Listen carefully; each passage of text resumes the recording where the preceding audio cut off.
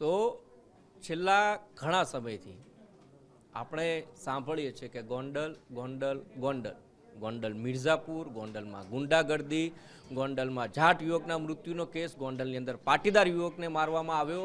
અને આ જ પરિસ્થિતિની અંદર ચર્ચા અત્યારે કરવી અમને યોગ્ય નથી લાગતી, પરંતુ આ તમામ લોકોને એક વાત કહેવી છે કે જે આજે ગોંડલમાં ભેગા થયા, એ ગણેશ ગોંડલ હોય તોય પણ ભલે, અલ્પેશ કથિરિયા હોય તો પણ ભલે, અને જિગીસાબેન પટેલ હોય તો પણ ભલે.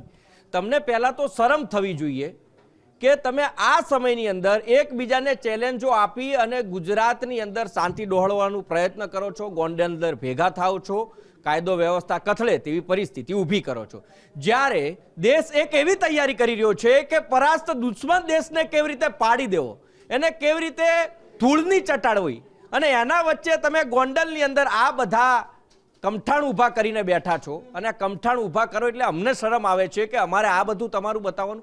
પ્રશ્નાર્થ પોલીસ ઉપર પણ એ થાય કે જ્યાં ગૃહમંત્રી ખુદ કેન્દ્રના એવું કે મુખ્યમંત્રી સાથે વાત કરે કે ભાઈ ગેરકાયદેસર બાંગ્લાદેશીઓ હોય, પાકિસ્તાની હોય, તેને બહાર કાઢજો, અને ત્યાં તમે 16 પીઆઈનો બંદોબસ્ત ગોઠવી દો છો. શેના માટે? શું કામને આ લોકોને તમારે આ બધા આટલા બધા એન્ટરટેનમેન્ટ કરવા પડે? છેલ્લે જયરાજસિંહ જાડેજા પણ પોતે આવીને બેસે છે, પ્રેસ કોન્ફરન્સ કરે છે અને શિખામણ એ આપે છે કે ભાઈ તમે અણવર બનીને ન આવો, વરરાજા બનીને આવો. તમારે એકચ્યુઅલ તમારું શક્તિ પ્રદર્શન એ જિગીસાબેન પટેલ, અલ્પેશ કથિરિયા કે ગણેશ ગોંડલ કે જયરાજસિંહ જાડેજા જો એમને બતાવવું હોય ને તો સીમા ઉપર અત્યારે જે પરિસ્થિતિ ઊભી થઈને છે ત્યાં જઈને બતાવવું જોઈએ. એટલા માટે આજે ચર્ચા કરવી છે કે તે તમે અત્યારે ગોંડલની અંદર આજે જે કૃત્ય કર્યું ને એ ખરેખર શર્મસાર કરતું હતું એ તમામ ગુજરાતીઓને. અલ્પેશભાઈ હોય તોય ભલે, એ જિગીસાબેન હોય તોય ભલે, અને ગણેશભાઈ ગોંડલ હોય તોય પણ ભલે. એને લઈને જ આજે ચર્ચા કરવી છે. ચર્ચામાં મારી સાથે ઇનપુટ હેડ વિનોદ દેસાઈ અને સાથે જ એસોસિએટ એડિટર ધર્મેશભાઈ વૈદ્ય જોડ્યા છે. ધર્મેશભાઈ, ખરેખર આપણને શર્મ આવે કે એક બાજુ દેશમાં આટલો તણાવ છે, પાકિસ્તાન આવીને હરકતો કરી જાય, અને આ લોકોને શરમ નથી એકબીજાનું શક્તિ પ્રદર્શન બતાવવું છે. સુલતાનપુરની અંદર ગણેશ ગોંડલ એમ કહે કે માનું ધાવણ ધાવ્યા હોય તો આવી જવાનું, પાછા એમ કે અમે ચેલેન્જ સ્વીકાર કરીને આજે જાય. આ પરિસ્થિતિ અનુકૂળ છે ખરી કે અત્યારે તમે તમારા શક્તિ પ્રદર્શન બતાવો કે જ્યારે દેશ એક મોડ ઉપર એવો ઊભો છે કે દુશ્મનને પરાસ્ત કરવાનો છે? ઉમંગ, સાવ સાચી વાત છે. ક સમયનું કમઠાણ હતું અને ક સમયનું આ કહેવાતું શક્તિ પ્રદર્શન હતું. આપણે જાણીએ છીએ કે છેલ્લા કેટલાય દિવસથી જે માહોલ છે, ગુજરાતના 326 જે મૃતકો છે એને દરેક જગ્યાએ શ્રદ્ધાંજલિ અપાઈ છે. દરેક જગ્યાએ પોલીસ દ્વારા કોમ્બિંગ કરીને જે બાંગ્લાદેશી છે કે પાકિસ્તાનના કોઈ હોય એને મોકલવાની તજવીજ હાથ ધરાઈ છે. આ તમામ પગલાઓ લઈ રહ્યા છે અને ક્યારેક કયું એક્શન લેવાશે એ અત્યારે કેન્દ્ર અને ગુજરાત સરકાર કે બધા અત્યારે એ કન્ફ્યુઝનમાં અને એની તૈયારીમાં પડ્યા છે. આવા સંજોગોમાં જેને કહેવાય કે સમાચારની સુર્ખિયામાં આવવા માટે કર્યું જ કે કાંઈ એ ખબર નથી પડતી. છેલ્લા કેટલાય દિવસોથી જે સામસામે પ્રહાર હતા, તમે કીધું સુલતાનપુરમાં ગણેશે કીધું કે આવી જાજો, માનું ધાવણ ધાવ્યું હોય તો આવી જાજો, એટલે આ લોકો કે અમે માનું ધાવણ ધાવ્યું છે અને અમે આવીએ છીએ. આવ્યા ખરા અલ્પેશ કથિરિયા, અને આવ્યા પછી જે તોડફોડ થઈ છે એ તોડફોડ પછી આપણે જોઈએ કે પોલીસે કદાચ સમય સૂચકતા વાપરી અને આને એડવાન્સમાં જ રોકી દેવાની જરૂર હતી. આવા સંજોગોમાં તમે પોલીસે એમને આવવાની જ પરમિશન શું કામ આપી? અને ફરવા માટે તમે પરમિશન આપી? તમે રૂરલ એસપી જે છે એમણે જ તરત કહી દેવું છે કે ગોંડલની હદમાં તમારે આવવાનું નથી, અને ગણેશ જાડેજાને કહેવાનું કે તમે તમારા પ્રદર્શન જે કરવાના હોય એ ના પાડી દેજો. આ કરવાની બહુ જરૂર હતી. કેમ નથી થઈ એ મને નવાઈ લાગી છે. કારણ કે આવા સંજોગોમાં આ જે તોડફોડ થઈ અને પછી જે હિટ એન્ડ રનનો એક વિડીયો આવ્યો છે એ ભલે ગણેશના સમર્થકો ઉપર કરવાની, પણ આ બધા જ પ્રશ્નો એવું લાગે છે કે આ રાત સુધીમાં કદાચ ફરિયાદ નોટ દાખલ થશે. પણ મહત્વની વાત એ છે કે પોલીસે સમય સૂચકતા વાપરી અને આ શક્તિ પ્રદર્શનને રોકવાની કોશિશ કરી શક્યા હોત. બંદોબસ્ત રાખ્યો એ આભાર માનીએ આપણે કે ચાલો બંદોબસ્ત રાખ્યો, પણ બંદોબસ્ત કરતા મૂળ માથાને સુરતથી જ એન્ટ્રી ન હોવી જોઈએ અથવા ગોંડલના પ્રવેશ દ્વારે જ રોકી દેવા જોઈએ. આવું સમજાવટ કરી ભૂતકાળમાં ઘણું થયું છે, પણ કેમ નથી થયું એ જોવાનું છે. બીજી વાત ઉમંગ એ કહીશ કે શક્તિ પ્રદર્શન હતું તો અલ્પેશ કથિરિયા, વરુણ પટેલ, મેહુલ બોગરા અને જિગીસાબેન આ 4 જણા આવવાના હતા. હવે એમાં તમે જુઓ કે જિગીસાબેન અને અલ્પેશ કથિરિયા અને ધાર્મિક માલવિયાની એન્ટ્રી થઈ. હવે જોવાનું એ છે કે પાટીદારનો ગઢ છે. હું હજુ કહું છું કે 1,32,000 સમથિંગ મત નો વર્ચસ્વ વાળો છે, પણ છેલ્લા 3 ટર્મથી જયરાજસિંહ જાડેજાના પરિવાર એટલે પહેલા પોતે, પછી એમના પત્ની અત્યારે ધારાસભ્ય તરીકે છે અને જીતે છે. અને લોકશાહીમાં તો જીતે હોય સિકંદર, હવે એના સામે જો તમારે લડવા માટે હોય તો આજે તમારી સાથે કોઈ તમારી સંસ્થાના અગ્રણીઓ પણ કોઈ જોવા નથી મળ્યા. જો પાટીદારનો ગઢ ગણાતો હોય તો ત્યાં પાટીદારના આગેવાનો અથવા પાટીદારના યુવાનો તો હોવા જોઈએ. એની સામે તમે જુઓ તો ગણેશ ગોંડલનું જે આશાપુરા ચોક હોય કે એમના ઘર પાસે જુઓ કે ભરૂડી ટોલ નાકા છે, એમના જે કમિટેડ હતા 18 વર્ષના, એને માટે આક્ષેપ એક છે કે ભાડું લઈ આવ્યા હશે, જે કાંઈ હશે, પરંતુ એનું તમે જો પોસ્ટર યુદ્ધ કાલથી શરૂ થઈ ગયું હતું. આવા સંજોગોમાં તમે જ્યારે શક્તિને શક્તિ સામે ટકરાવવા જાઓ છો ત્યારે તમારા સમાજના પ્રદર્શનમાં તમારા સમાજના અગ્રણીઓએ આજે સાથે રહ્યા હોત તો એક ખરેખર કહી શકાય કે પાટીદારો અને ગોંડલ માટે જે મિર્ઝાપુરની કે ગોકુળિયાની વાત થાય છે, અને જો એક હેતુ હોય કે વિનુભાઈ સિંગાળાની પ્રતિમા મૂકવાની વાત હોય તો એને માટે એક સરસ જાહેર મીટિંગ કરી અને સાથે 18 વર્ષનો ટેકો માગવાની જરૂર હતી. પરંતુ આજનું આ કસમયનું કમઠાણ, બંને પક્ષે કોણ હારા કોણ જીતા જોવા જાય તો બેયને કાંઈ નથી મળ્યું. આમને સુલતાનપુરથી બોલીને ચેલેન્જ આપી, આમને ચેલેન્જ સ્વીકારી, આવ્યા ઓછા, પણ હવે એવું પાયાનું એવું લાગે છે કે 2027 હજી ઘણી વાર છે. અને એટલે જયરાજસિંહ જાડેજાની એન્ટ્રી થઈ, એમણે એવું કહ્યું કે ભાઈ અણવર બનીને વરરાજા બનીને આવો. હવે આ બધામાં તમે જુઓ તો અલ્પેશ ઢોલરિયા ક્યાંય જોવા જ ન મળ્યા. કારણ કે તમે જુઓ તો યુવા મોરચાના અગ્રણીઓ દેખાણા, મહિલા મોરચાના અગ્રણી દેખાણા. એટલે મહત્વની વાત એ છે કે આ સમય તમામ સમાજ જ્યારે હિન્દુ મુસ્લિમ લોકો પણ કહી રહ્યા છે કે આતંકવાદીઓ સામે કાર્યવાહી કરો, પાકિસ્તાન સામે કાર્યવાહી, આવા સમયે ગોંડલ હેડલાઇનમાં આવે અને એમાં પણ તમારે મોરે મોરો જેને કહી શકાય કે ઓલા ગાડી ઉપર ચડી જાય, રોકે ગાડી, કોઈને હિટ એન્ડ રન કરી નીકળી જાય, આવા વિડીયો જે આવ્યા છે એ શક્તિ પ્રદર્શન કરતા આમ ચેલેન્જ એકબીજાની સ્વીકારતા અને વ્યક્તિગત હોય એવું દેખાઈ રહ્યું છે. જી વિનોદ પણ આપણી સાથે છે. વિનોદભાઈ, વાત એ આપણે દ્રશ્યો એવા જોયા કે એટલું પણ આ લોકોએ ભાન ના રાખ્યું. અત્યારે મુસ્લિમ સમાજ પણ દેશ જોડે ખડે પગે ઊભો છે ને એવું કહે છે કે પાકિસ્તાન મુર્દાબાદ અને હિન્દુસ્તાન જિંદાબાદ. એક વિડીયો એવો પણ આવ્યો કે ત્યાં એ જે ગાડી નીકળતી હતી એ ગાડીમાં તિરંગો લગાવેલો હતો ને તિરંગાને પણ મરડી અને નીચે રોડ ઉપર નાખી દેવામાં. એટલે આ લોકો એમનું પ્રભુત્વ, એમનું બળ, એમનું દબાણ, એમનો ડર, આ બધું બતાવવાની અંદર રાષ્ટ્રહિતને પણ ભૂલી ગયા અને આ જે પરિસ્થિતિ ઊભી કરી એટલા માટે. અને ખાસ જ્યારે તિરંગાને નીચે નાખે, અત્યારે તિરંગાને ઊંચો કરવાની વાત છે. એ ગણેશના સમર્થકો હોય તોય પણ ભલે, અલ્પેશના સમર્થકો હોય પણ ભલે. અને જીગીસાબેન પાછા એમ કહે છે, પછી પાછો રીલ મૂકે છે કે અમે તો આવ્યા, અમે ડર્યા નથી, અમને રાણી લક્ષ્મીબાઈનું ગીત પણ મૂકે છે. એટલે તમે સાબિત શું કરવા માંગો છો? દેશ એક અલગ કગાર ઉપર ઊભો છે અને ગણેશમાં ગોંડલની અંદર આ પ્રકારની હરકતો.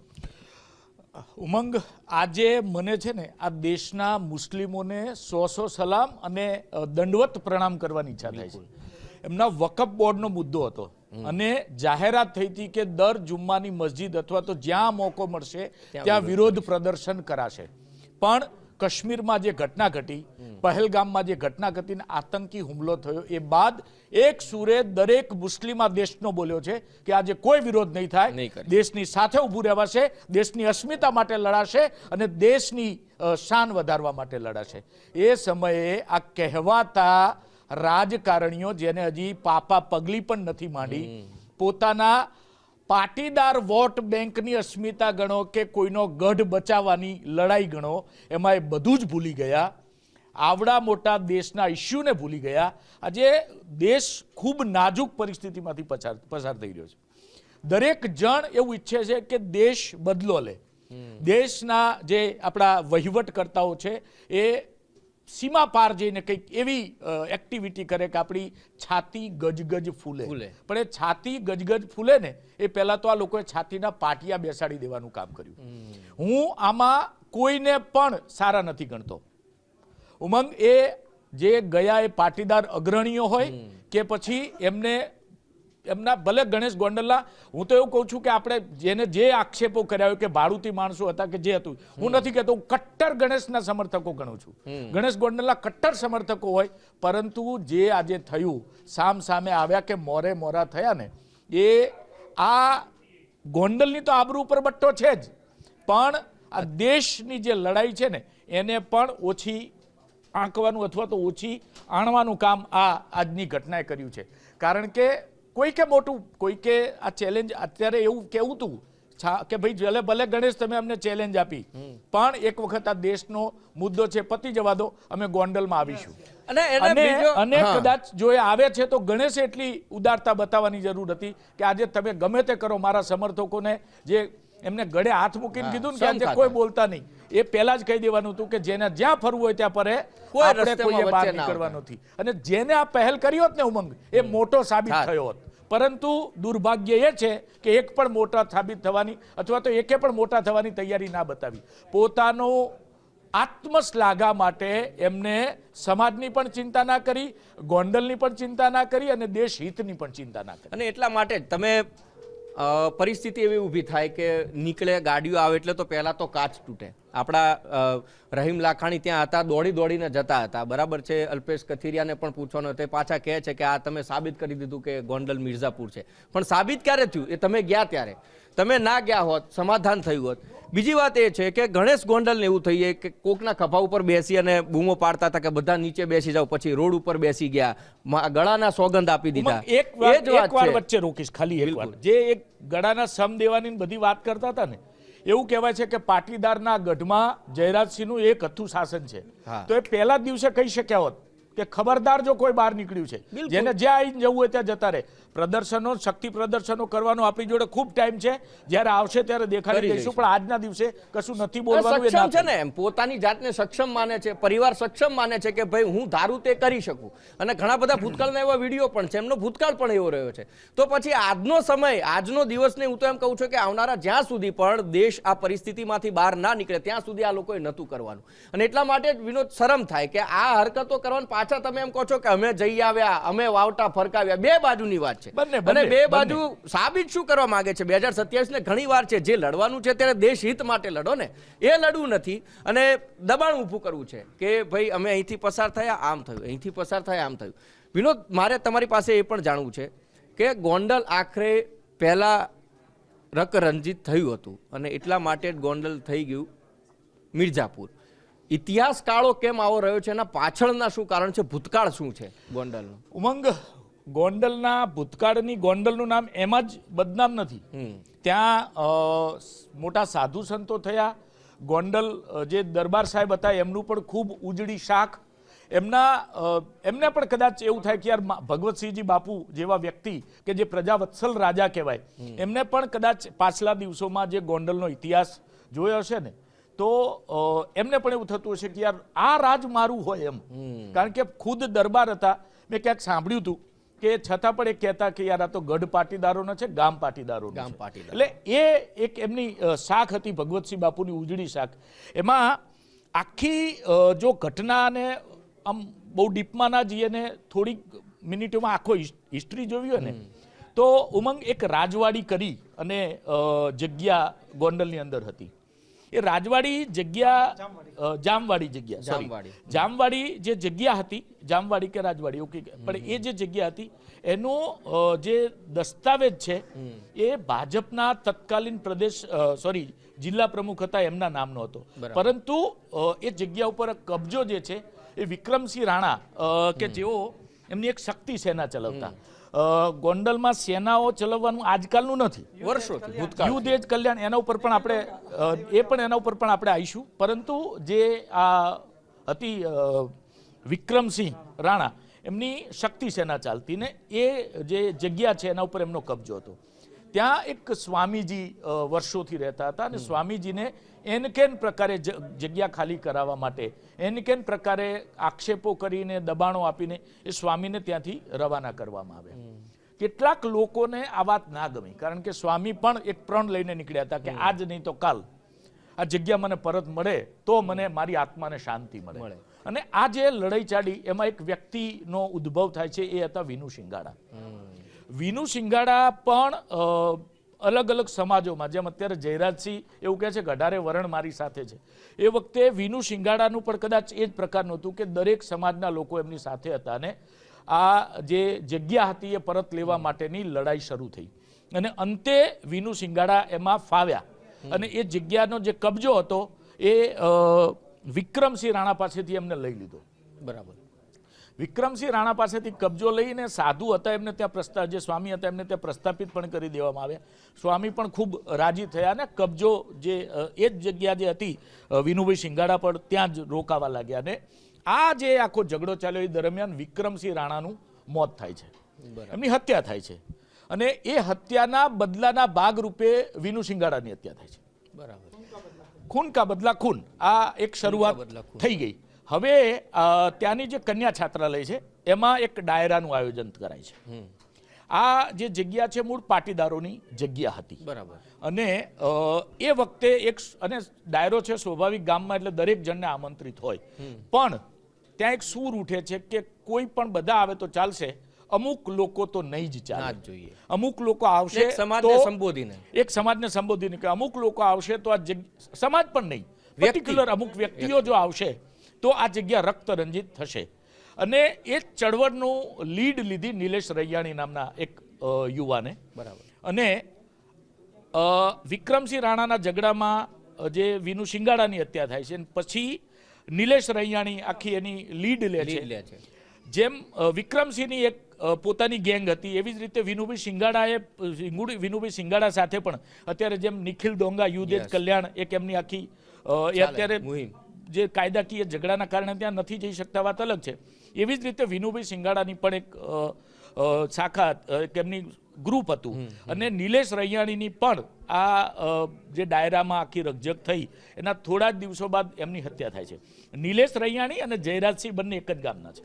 બરાબર. ત્યારબાદ હવે જે રીબડાની પણ એક ગેંગ હતી અને જયરાજસિંહની પણ એક ગેંગ હતી. આવી રીતે ગોંડલ સાથે ગેંગનો ઇતિહાસ જોડાયેલો રહ્યો ને એના કારણે ઘણા બધા લોકોએ તેમને મિર્ઝાપુરની ઉપમા આપી.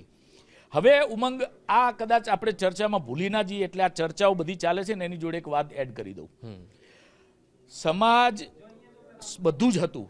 ભારતની શાખ માટે અત્યારે શક્તિ પ્રદર્શન નહોતું કરવાનું, છતાં પણ કર્યું. આ બધી ઘટનાઓથી વ્યથિત થઈ અને આ જ ઘટનાઓથી દુઃખી થઈ અને ગોંડલના જ એક વ્યક્તિ જયેશ રાદડિયા નામના બહુ મોટી વાત પ્રતિષ્ઠિત વ્યક્તિ એવું એક 7 સમંદર પારથી પોસ્ટ કરે છે કે આ ગોંડલ છે ને આ પ્રકારનું છે ને મને ના ગમ્યું. મને એક અનુભવ થયો એના કારણે ટોલ નાકા ઉપર મને જે ખરાબ અનુભવ થયો ને એના કારણે મારે આ ગામ છોડી અને વિદેશ વસવું પડ્યું. એટલે આ એટલા માટે મેં ટાંક્યું કે કદાચ આ એવી ઘટના છે કે લોકોને નથી ખબર અને આપણે પણ ચર્ચા કરતા મુદ્દો ચૂકી ના જઈએ એટલે મારે અત્યારે આ મુદ્દો ટાંકવો જરૂરી હતો. જી બિલકુલ. ધર્મેશભાઈ, જે રીતે વાત થઈ, વિનોદભાઈ કીધું, આખો ભૂતકાળ જણાવ્યો, એ જયરાજસિંહથી લઈ નિખિલ ડોંગાની વાત છે, વિપુલ શિંગાડાની વાત છે, આ બધા આવી ગયા. વર્ચસ્વ માનો કે અત્યારે જિગીસાબેન છે એ એવી વાતો કરે છે કે તમે દરબાર છો, ગઢ તમારો છે, આમ છે તેમ છે, લોકોને સાચવવા જોઈએ. બીજો એક મોટો પ્રશ્ન ત્યાં ઊભો થઈ જાય છે કે અલ્પેશ ઢોલરિયાની વાત વારે વારે આવે છે. અલ્પેશ ઢોલરિયા વચ્ચે આવે છે. વિડીયો એમનો પણ વાયરલ થયો હતો કે જયરાજસિંહના ઘરે જાય છે, તેમને પગે લાગે છે ને એમને જિગીસા પટેલે ત્યાં સીધું એવું કહી દીધું કે એ વખતે પાટીદાર વાળો ઇસ્યુ ચાલતો હતો, દીકરાને માર માર્યો અને એવું કહી દીધું કે ભાઈ પગે પડી ગયો એમ અને સમાજનો વેપાર કરી દીધો. ત્યાં અલ્પેશ કથિરિયા એવું કહે છે કે ભાઈ હું એને બાપ માનું છું.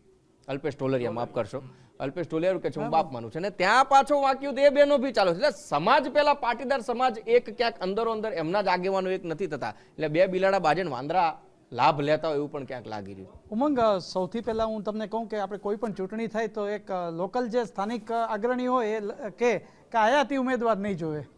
હવે તમે જુઓ તો અત્યારે કોઈ પણ જિગીસા હોય, પટેલ હોય કે અલ્પેશ કથિરિયા હોય, આ બધાની કર્મભૂમિ તો અમદાવાદ અને સુરત છે. હવે એવા સંજોગોમાં તમે લોકલ જે ઉમેદવાર કહી શકાય એ તો ગોઈતો જડતા નથી. તમે વિચાર કરો, ગોંડલની ચૂંટણી વખતે કોંગ્રેસમાં વિપક્ષમાં કોંગ્રેસ એક જ હતું, તો એમાં ઉમેદવાર નતા મળતા. અને આ બેઠક ઉપર ભૂતકાળમાં ગોરધન ઝડપિયા પણ ચૂંટણી લડી ચૂક્યા છે કેશુભાઈના પક્ષમાંથી. હવે આવા સંજોગોમાં સ્થાનિક જે પાટીદાર નેતાગીરી છે એ પછી ભલે ને બાજુમાં જેતપુરથી આવે કે રાજકોટથી આવે એવું પણ નથી થતું. એને કારણે કદાચ આ લોકોને આયાતી તરીકે ગણાવતા હોય એવું લાગે છે. જ્યાં સુધી સ્થાનિક નેતાગીરી બહાર નહીં આવે.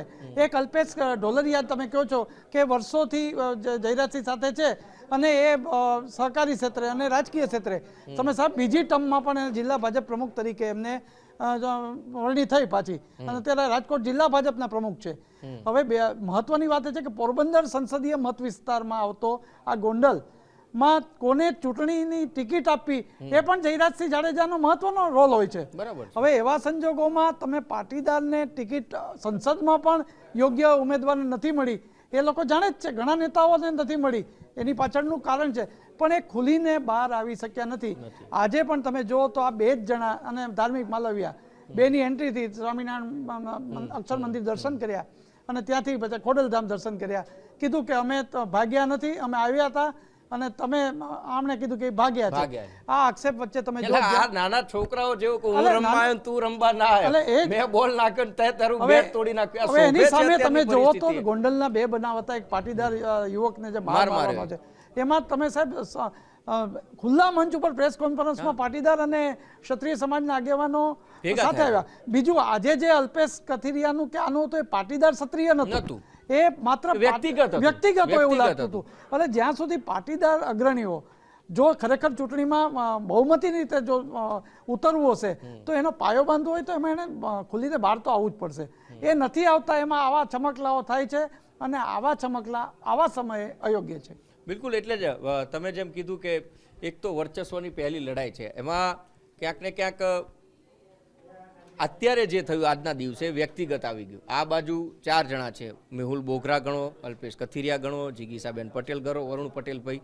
મારે એ પણ જાણવું છે કે 2 નામ જવાના હતા, હા. વરુણભાઈ બી જવાના હતા અને મેહુલ બોગરા પણ હવે- જવાના હતા, હવે પણ એમાં એમ વરુણ કે છે પટેલને કે- ક્યાંક શાક બીજી કોઈક નડી ગઈ એવું લાગે છે કે પક્ષનું દબાણ વધી ગયું. કારણ કે પાટીદાર દીકરાનું જ્યારે થયું એને માર માર્યો ત્યારે બહુ બધી વાત કરી, કોઈનાથી ડરતો હવે નથી, સમાજ તો માટે ઊભો ઉમંગ છું. વચ્ચે તને એ જ તો આ લાગે વખતે જ્યારે સમાજની દીકરી અને ભાઈ જોડે જતા એ આંદોલનકારી, અલ્પેશ કથિરિયા આંદોલનકારી, તો જોડે કેમ નહીં? અરે એના કરતા જયરાજસિંહ જાડેજાએ કીધું કોંગ્રેસ પ્રેરિત તો એવું લાગી રહ્યું છે, પણ અલ્પેશ કથિરિયા તો મને યાદ છે કે કદાચ કોર્પોરેશનની ચૂંટણી લડ્યા છે. આસપાસ નહીં પછી હા, ભાજપમાં ભાજપમાં. જોડાઈ ગયા છે.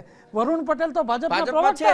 પ્રવક્તા પ્રવક્તા છે. છે. હવે આવા સંજોગોમાં ભાજપ જિગીસાબેન કદાચ જો તો કદાચ કોંગ્રેસ છે. કોંગ્રેસનું મૂળ હોઈ શકે, પણ હું તમને કહું કે ભાજપની જ લડાઈ હોવું છે. કોંગ્રેસ કંઈ ચિત્રમાં દેખાતી નથી અને કોંગ્રેસમાં તો સ્પષ્ટ કે અગ્રણીઓ કદાચ ગોંડલ બાયપાસ કરીને આવેલા જાય, કારણ કે ત્યાં કોંગ્રેસ મુક્ત છે.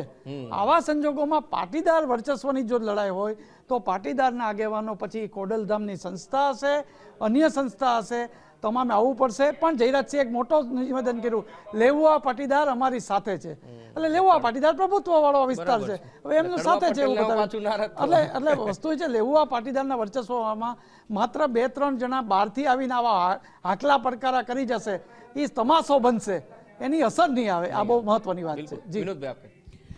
ઉમંગ, મને જે દેખાઈ રહ્યું છે ને એ કદાચ કારણ કે આ આખા આંદોલનના મૂડમાં તમે જુઓ ને તો એક વાત આવે છે કે વિનુભાઈ સિંઘાડાની પ્રતિમા પ્રસ્થાપિત કરવી છે. વિનુભાઈ સિંઘાડા સમાજ માટે જે કર્યું ને એ આગળ લાવી અને સમાજને એક કરવો છે. પણ વિનુભાઈ સિંઘાડાનો પરિવાર કે નિલેશ રૈયાણીનો પરિવાર ક્યાં છે એ આમાંથી કેટલાને ખબર હશે ને? એ બહુ મોટો સવાલ છે. કારણ કે નિલેશ જે વિનુભાઈ સિંઘાડાના પત્ની વિનુભાઈના મોત બાદ ખાસી એવી લડત આપી, પણ એમની સાથે એ વખતે પણ કોઈ પાટીદારનો દીકરો ના ઉભો રહ્યો. પણ હવે બધાને કદાચ એ પ્રકારનું દેખાઈ રહ્યું છે કે ગોંડલની પાટીદાર પ્રભુત્વવાળી બેઠક ઉપર એક દરબાર કેવી રીતે એક હતું શાસન કરી શકે. એટલે જે પાટીદાર બેઠક ઉપર દરબારનો ગઢ ઊભો છે, એટલે કદાચ ઘણા બધાને એવું થતું હશે કે જો અહીંયા માથું મારવામાં આવે અથવા તો અહીંયા જો રાજનીતિ ખેડાણ કરવામાં આવે, રાજનીતિ ખેડાણ કરવામાં આવે તો કદાચ સફળ થવાય એવી એક જમીન, રાજકીય જમીન કદાચ કોઈને દેખાતી હોય અને એના માટેના આ બધા પ્રયાસો હોય એવું પણ બની શકે ને. સામા પક્ષે જેમ જયરાજસિંહના કેસના એના કારણે ગીતાબા લડ્યા ને હવે રાજકુમાર જાટનું જે છેલ્લે પણ આમની જો એટલે જેમ આ પોલિટિકલ વાત કરી પાટીદારોની એવી રીતે વાત કરવી હોય તો જયરાજસિંહ બાદ ગીતાબા 2 ટર્મ ધારાસભ્ય બન્યા ને હવે કદાચ આગળ એમના જ વારસાને પ્રમોટ કરવા માટે જે ગણેશ ગોંડલ છે કદાચ એ અથવા ગણેશભાઈ અથવા ગણેશભાઈના વાઇફ ગણેશ ગોંડલ અલ્પેશ ઢોલરિયા બોલ્યા છે કે તો હવે શું થાય તો ગણેશ ગોંડલ ધારાસભ્ય બનીને વિધાનસભામાં જાય. આ જાહેર મંચ ઉપર કોઈએ લાડ ન પાડવી. હવે શું થાય? ગોંડલ કોઈના બાપનું નથી ને ઘટના કદાચ આ એટ્રોસિટી વાળી ઘટના હતી જુનાગઢ જેલમાંથી જ્યારે ગણેશ ગોંડલ પરત આવ્યા રાજુ સોલંકી વાળી ઘટનામાં, ત્યારે જાહેર સ્ટેજ ઉપરથી પાટીદાર અગ્રણીને જિલ્લા ભાજપ પ્રમુખ અલ્પેશ ઢોલરિયાએ કીધું કે હવે શું થાય, હવે ગણેશ ગોંડલ ધારાસભ્ય બનીને વિધાનસભામાં જાય. એટલે આખી જે લડાઈ છે એ રાજકીય લડાઈ છે અને રાજકીય અસ્તિત્વ ટકાવી રાખવા માટે અને એક જે ગોંડલની જમીન છે એને કેવી રીતે ઉપયોગ કરી શકાય એના માટેની કદાચ આ રાજકીય વર્ચસ્વની લડાઈ હોય એવું મને વધારે દેખાય છે. બીજું એવું બની શકે કે જો જયરાજસિંહના કોઈ એવા કામ ખરા, મને તો નથી ખબર અને મારે જાણવું પણ છે કે કોઈ એવા કામ હોય કે ના ખરા અર્થમાં એમણે ગોંડલની પ્રજા માટે કામ કર્યા હોય, ખરા અર્થમાં ગોંડલની પ્રજાના હિત માટે કામ કર્યા હોય, કે ખરા અર્થમાં ગોંડલ માટે કામ કર્યા હોય, કે પછી આ ડરનો માહોલ છે કે લોકો ત્યાં બોલી નથી શકતા. ઉમંગ બે વસ્તુ મારા કરતાં આમાં ધર્મેશભાઈ વધારે પ્રકાશ પાડી શકે, પણ છેલ્લા આટલા વર્ષોના ગુજરાતના રાજકારણને સમજ્યો છું. ગોંડલ જે છે ને એ પહેલેથી પ્રજાવત્સલ રાજાના એ રાજ્ય હતું. એટલે આજે પણ જેની જે સુએજ ટ્રીટમેન્ટ ગોંડલની છે ને એ કોઈ સ્માર્ટ સિટીની પણ ન હોય. ઉમંગ ભગવતસિંહજી બાપુએ જે સામાન્ય પ્રજાની જરૂરિયાત શું, રોડ, પાણી, રસ્તા, ગટર જે મુખ્ય સુવિધાઓ છે એ આ કોઈને કશું કરવાની જરૂર જ નથી, ભગવતસિંહ બાપુ પહેલેથી આપી ગયા છે. બરાબર. હવે વાત રહી અસામાજિક તત્વો અથવા તો કોઈ એવી શક્તિઓથી અમારું રક્ષણ કોણ કરે, તો જયરાજસિંહે પહેલા જ દિવસથી ડંકારી ચોટ પર કીધું છે કે કંઈ પણ થાય. અત્યારે ગણેશ ગોંડલ પણ એ જ શબ્દો વાપરે છે કે અડધી રાતે ગોંડલ તાલુકાના વિસ્તારોમાં મારી ગાડી તમને બરાબર. એટલે કદાચ અત્યાર સુધી કે એ જમાનો હતો કે જ્યારે અસામાજિક તત્વોનો આતંક હોય એવા સમયે જયરાજસિંહ, બાકી જે કામો છે એવા કોઈ એક્સ્ટ્રા ઓર્ડિનરી કામો તો મને કોઈ ગોંડલમાં દેખાતા નથી. જે મૂળભૂત જરૂરિયાતો હતી એ ભગવતસિંહ બાપુ પહેલેથી જ એની વ્યવસ્થા કરીને ગયેલા છે. પણ આપણા ધર્મેશભાઈ ત્યાંના રાજકારણને મારા કરતાં વધારે સારી રીતે સમજી શકે, આપણે એમની પાસેથી પણ જાણવાનું. બિલકુલ. ઉમંગ, ખાસ કરીને માઇગ્રેટ જે રાજકોટ થયા ને એમાં ગોંડલ મહત્વનું છે. જો ગોંડલમાં બધું જ સરખું હોય તો એટલે ઘણા તમે જુઓ તો પરિચિત આપણે પૂછીએ ને તો ગોંડલમાં શું એમ કરીને ગોંડલ છોડેલું છે. અને એ ઇતિહાસના પુરવાર કરવા જેવું નથી, પણ રાજકોટમાં જે જમીન મકાન જે લેવાતા હોય એમાં ગોંડલનો સહિયારો. હા, એ વાત ખરી કે અહીંયા ઇન્ડસ્ટ્રીઓ છે, ખાસ કરીને રીબડા પાસે જો ગોંડલની આસપાસ છે આ ઇન્ડસ્ટ્રી છે. પણ ગોંડલમાં જેને કહેવાય કે સારી સ્કૂલનું કે જે હવે આ બધો એજ્યુકેશન થોડું વધ્યું, બાકી રાજકોટમાં માઇગ્રેટ થયા એનો દાખલો છે. બીજી હું વાત કરું કે ચૂંટણીમાં તમે કામ કરો કે ન કરો, કામ કરો તો જ મત મળે એવું લોકો કહે છે. તો બધા જ બોગસ વોટિંગથી તો મત નહીં આપતા હોય. ભલે ફરિયાદો ગોંડલમાં 2-5 ગામોમાં ઉઠતી, એ મને ખ્યાલ છે કે પોલીસ દોડીને જતી હોય, બોગસ બૂથ પકડા હોય.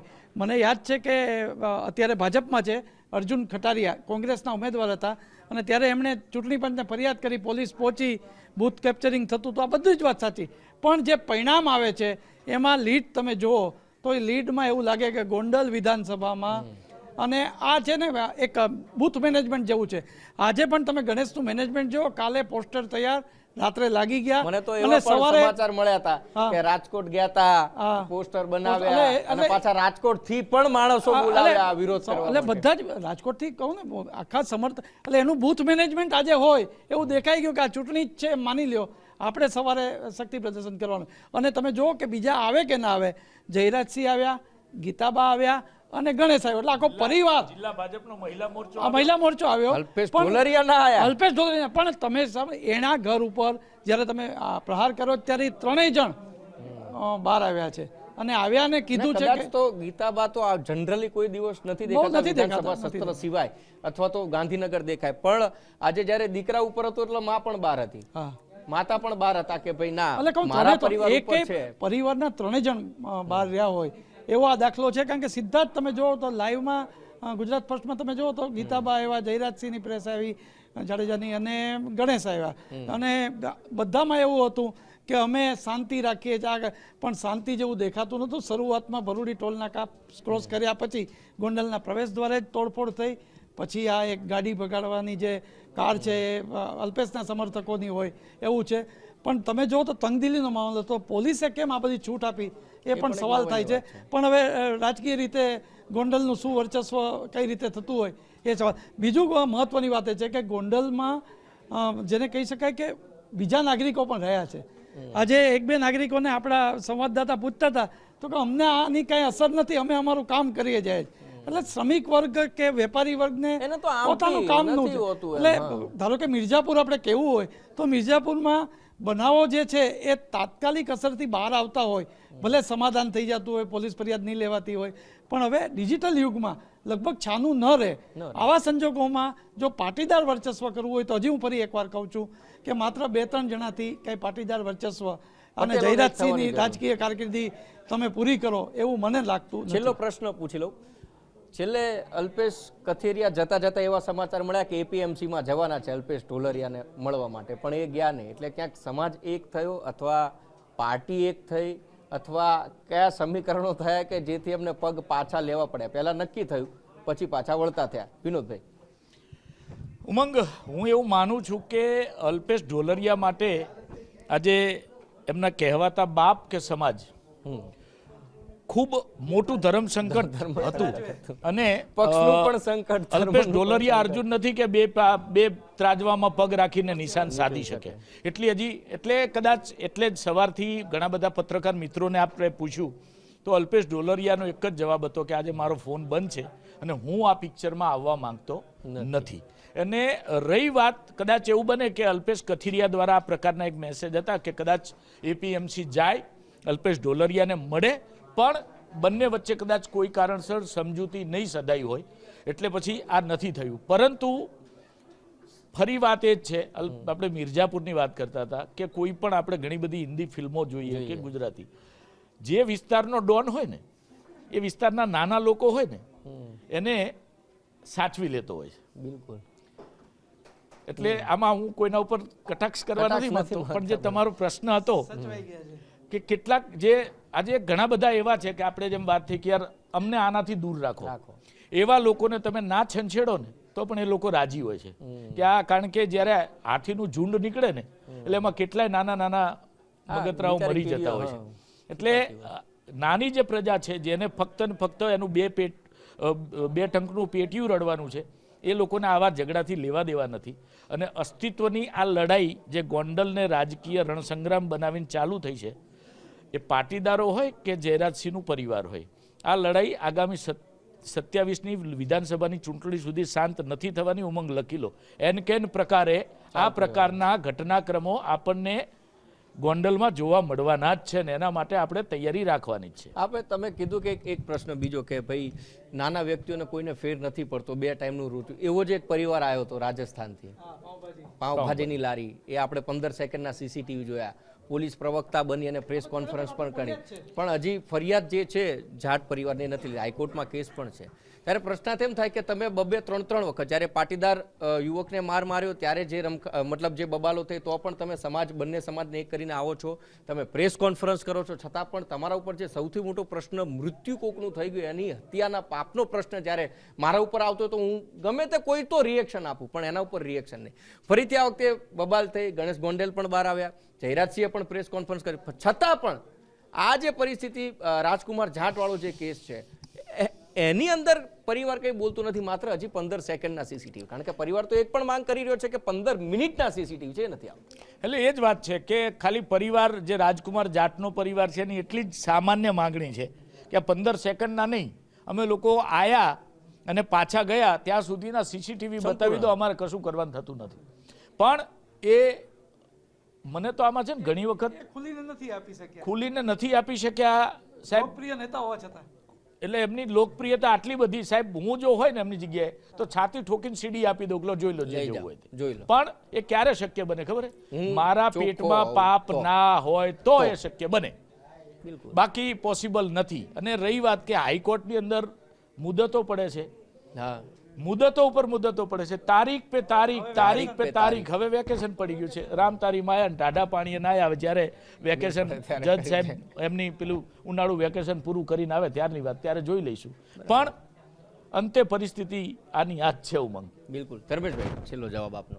એટલે કહું ને, પ્રજાવત્સલ રાજવીનું ગોંડલ છે અને સૌરાષ્ટ્રનું એક નાગ સમૂહ છે. પ્રવેશ દ્વારમાં જ તમે સૌરાષ્ટ્રમાં રાજકોટથી આવો તો ગોંડલ આવે. આ ગોંડલ માટે આમ ઘસાતું બોલાય ને તોય આપણે થોડુંક અંદરથી દુખે, કારણ કે એ ગામે કવિ આપ્યા, શિક્ષણ શાસ્ત્રી આપ્યા, લેખકો આપ્યા, સારા ડૉક્ટરો આપ્યા, સાયન્ટિસ્ટ આપ્યા. આવા સંજોગોમાં એક રાજકારણને કારણે જે થઈ રહ્યું છે એ અયોગ્ય છે. આને માટે જેને કહેવાય ચૂંટણી સમયે થાય તો યોગ્ય છે.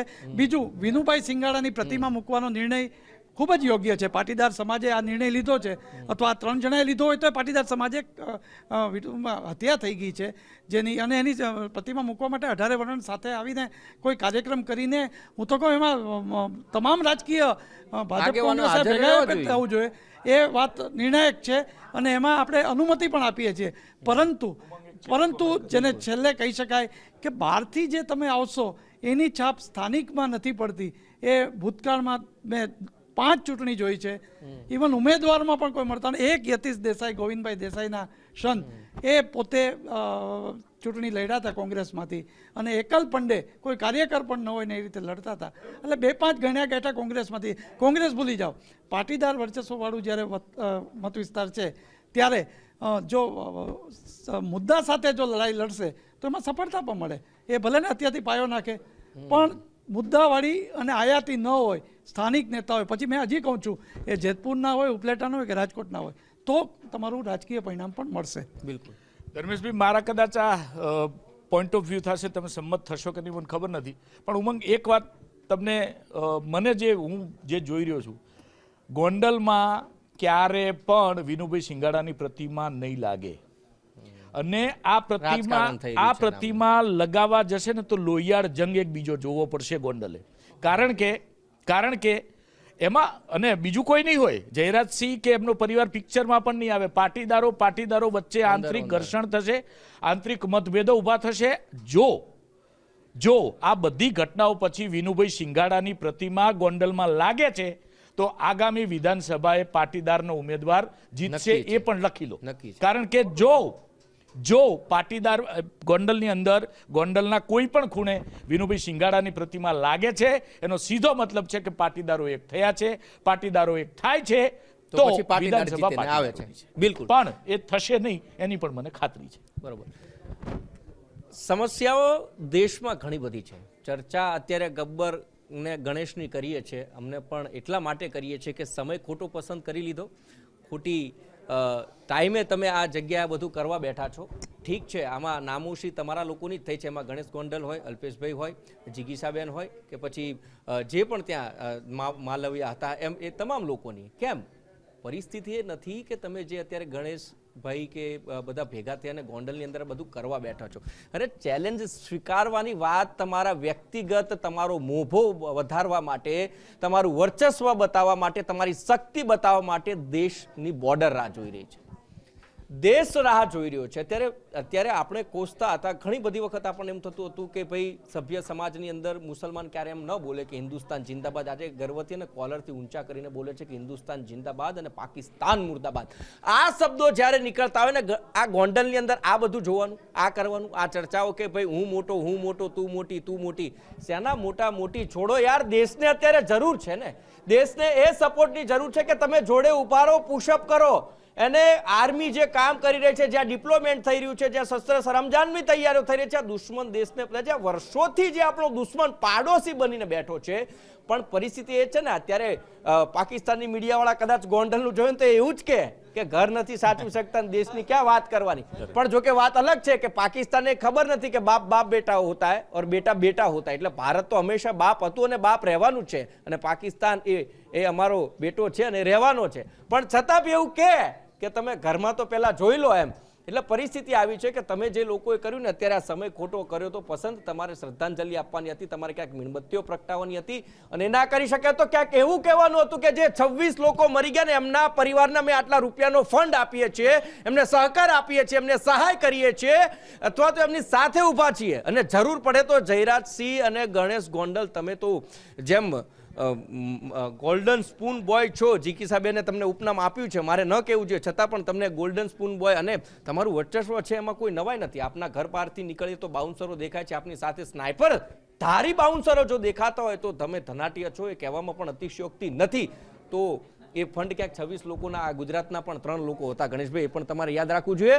અલ્પેશભાઈ, તમે પણ એક વકીલ છો, તમે પણ વ્યવસ્થિત છો, તમારી પાસે પણ સંપત્તિની કમી નથી અને જિગીસાબેન પાસે પણ સંપત્તિની કમી નથી, તો આ ત્રણેય ભેગા થઈ અને એમ કીધું જ ને કે આ બધું પછી કરીશું, પહેલા દેશ સર્વોપરી, પહેલા જે મૃતકો જે છે, જે આ કાયરતા ભર્યા હુમલાની અંદર જેમનું મૃત્યુ થયું છે એમને અમે મદદ કરીએ છીએ, એમને સહાય કરીએ છીએ. તો અમે પણ આજે ગર્વથી બેસીને એમ કહેતા કે ગુજરાતના ત્રણેય યુવાનો કે જે દેશમાં કાયરતા ભર્યો જે હુમલો થયો એમાં જે મૃત્યુ થયા એ લોકોને સહાય કર્યો, તો અમે ગર્વથી કહેતા કે હા જયરાજસિંહ, હા જિગીસાબેન, હા, અને હા અલ્પેશભાઈ, આપણે એ નથી કહેવાતું, કારણ કે તમે પણ ક્યાંક દેશની અંદર રહીને અત્યારની પરિસ્થિતિને આધીન તમારું વર્ચસ્વ બતાવવા, તમારી શક્તિ બતાવવા, તમારો ડર બતાવવા માટેના જે પ્રયત્નો કરે છે, ખરેખર અમને શરમ આવી રહી છે.